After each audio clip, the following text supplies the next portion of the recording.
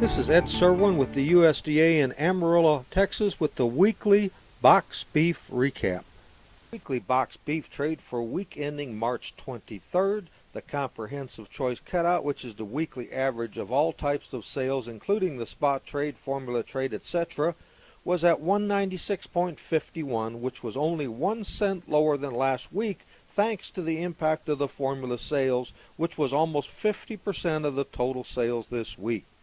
The total reported box beef volume was 6,251 loads, which was 744 loads less than last week's numbers.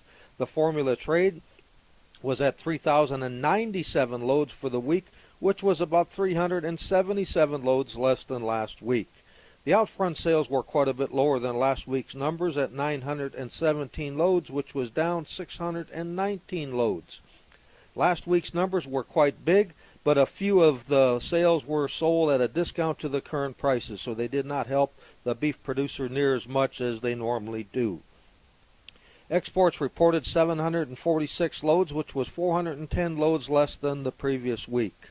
The most recent 10-week rolling box beef sales average was 6,578 loads per week, which compares to 7,334 loads per week last year at this same time, and it was a whopping 756 loads less than last year.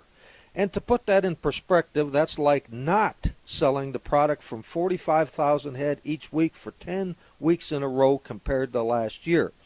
That equates to a full week's kill of 450,000 head in the 10-week period of time. That's why packers have not hesitated to cut kills even though their fixed costs go up.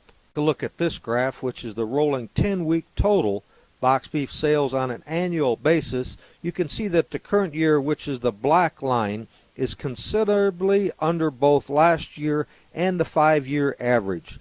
I use a 10-week rolling average because it takes the peaks and valleys out of week-to-week variation and gives a much clearer picture of how beef sales stack up over time. We started having trouble moving beef early last year, but sales that last 2 quarters of 2012 were really quite dismal, which has even gotten worse this year. The recent cold storage reports have shown increases in storage, but if you look at the very back of that report, you will notice that working inventories at packing plants are not measured in the report. The lack of sales is especially troubling when you take into consideration that our carcass weights continue to be over recent years, which offsets part of the cutbacks on the FIS harvest rates. The last graph shows the changes in the weekly national steer carcass weight as reported by NASS. In fact, last year we set the new all-time high for the steer carcass weight and have hovered very close to it for some time. The weights are following the normal seasonal decline, but continue to be well over the previous years. I follow the steer carcass weight and not the widely publicized average weight of all carcasses because it measures activity in feedlots only and not cows and bulls. Thank you. This has been Ed Czerwien with the USDA in Amarillo, Texas.